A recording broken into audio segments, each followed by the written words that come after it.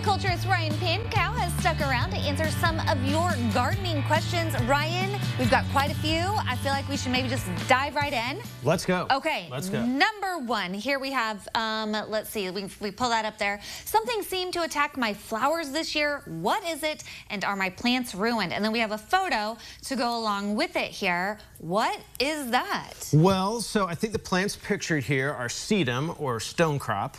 A great fall blooming plant. Yes, let's see it again one more time here. What's going on? But what's going on, you see a lot of white powdery stuff on the leaves, on the stems. It almost is hairy looking at times. Ooh. It's called powdery mildew, and it's a fungus that infects a ton of garden plants. Oh no, that doesn't sound good. Well, it's interesting because this pathogen is it doesn't kill the plant. It actually needs the plant to stay alive for it to perpetuate itself. So while it makes your plants look terrible this time of year, it's not deadly. And but I guess one thing to learn about it is that it can spread. So watch out for the other flowers. Watch out for other stuff and watch out for next year. So the best recommendation at this point is to just get at the end of the season when those plants are done flowering, when the gardening season's over, get all that material out of your garden. Don't let it sit. All the leaves, everything, because that's how you're going to get an infection next year is through that. Another thing that I think may be going on here is that these plants may be a little bit too dense. It may be time to divide these before next year. But you would want to get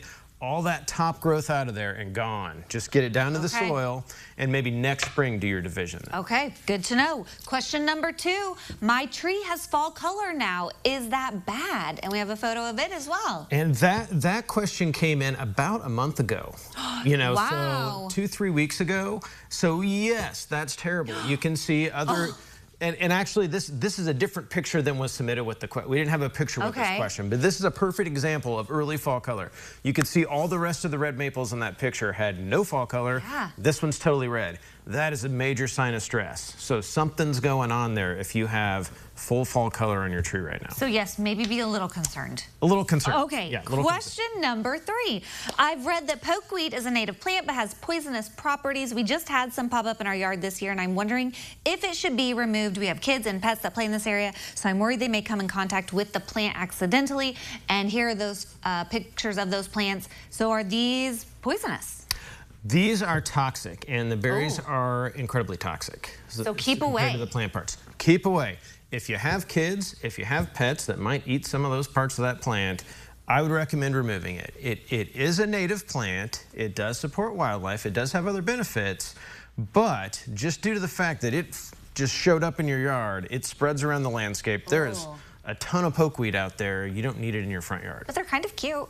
It's kind of a pretty plant. It's got those purple stems, purple berries. Okay, we don't have a photo go with this one, but question number 4 is, I have some bare spots in my lawn. When should I try to reseed those, now or in the spring? Well, so this is a very current question. This just came in the last couple days. And we're kind of on the cusp of when you might start a fall seeding. But gosh, fall is a great time to reseed lawns. The balancing act right now is whether you can get those seeds to germinate and the plants to grow enough before we have cold weather that shuts down their growth. Okay. If it's hot, you're going to have to water a lot. You know, especially when all those little grass seeds come up and they look about like hair. You know, they're super sensitive. So I usually probably start a few weeks earlier with it, and I deal with the watering, but now it's about ready to cool off probably. Yeah. So it's not a terrible time, but you'll just have to really give it some care, give it some watering help, and hope that we have like a nice long warm weather through October. Okay, very good. I just want to ask one more question. We're going to skip the monarch one since we kind of already talked about that earlier, but we have a question who wants help with relocating bees. Do you do that? Are you in the market of that? Well, that question just came in too. No, we don't relocate bees, but often... I bet you know some people that do. We know some people that do, yeah. We don't relocate bees, but local beekeeping clubs. So there's a Central Illinois beekeeping club that does this. Beekeepers are interested in these bees. There's also a student organization, a student club for beekeeping that will come and relocate bees. And beekeepers want these bees. And we always talk about preserving the pollinators. Bees are good pollinators, but another thing to think about with honeybees, they're not native. And so this person also mentioned being extremely allergic. Yeah, scary. There's times where if you're really allergic, while we do want to save some bees, it may be better to call an exterminator would be your other option for kind of the emergency. I highly suggest you try and preserve those. Get them to a beekeeper. But if you're in danger, if you're threatened by these bees, they need to go. Do what you got to do. Yeah. Okay. This has been fascinating. Let's do this again next time because we have a few more questions we didn't get to. But if you want to connect with Ryan and learn more about all the things that we've talked about today, maybe you've got a question for him that he can answer next time. Connect with us at ciLiving.tv.